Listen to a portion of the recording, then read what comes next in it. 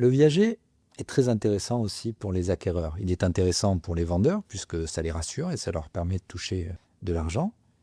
Mais pour l'acquéreur, c'est aussi un très bon placement. Pourquoi est-ce que c'est un très bon placement? D'abord, il faut bien comprendre que l'acquéreur, en fait, va payer finalement ce bien à crédit auprès du vendeur, puisque finalement la rente, c'est comme s'il payait à crédit ce bien. Mais c'est un crédit dans lequel il n'y a pas d'intérêt et surtout, il n'y a pas d'assurance non plus sur ce crédit-là.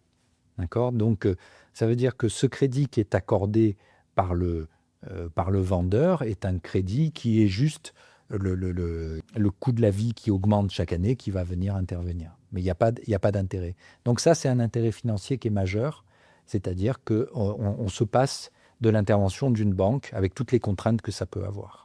Donc ça, pour l'acquéreur, c'est intéressant. Deuxième point, ensuite, pour un acquéreur qui veut acheter un viager, c'est que c'est un placement. Et c'est un placement qui, à mon sens, est l'un des placements les plus solides et les moins aléatoires qu'il puisse arriver. On peut dire que si vraiment le placement immobilier, soit c'est vraiment qu'il y a une autoroute qui va se construire à côté du bien, mais ça généralement on le sait un petit peu à l'avance, mais ou sinon c'est que globalement l'immobilier se casserait la figure, mais en dehors de ces cas vraiment extrêmement, qui seront des cas généraux, on va dire, de problématiques macroéconomiques, quand on achète un bien en viager, on fait un placement qui est le plus sûr qui soit, quasiment.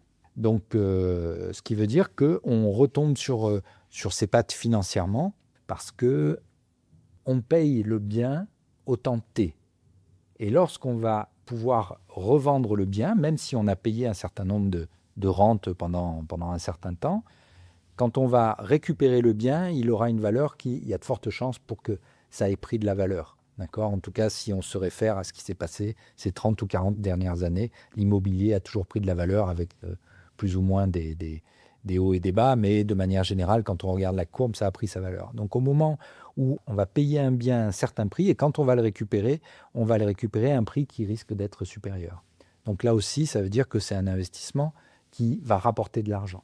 D'accord? Et même si le crédit rentier, c'est-à-dire le propriétaire, celui qui occupe le viager, dépasse la durée statistique de vie, eh ben, le fait que l'immobilier de manière générale continue à grimper fait qu'on sera avantagé.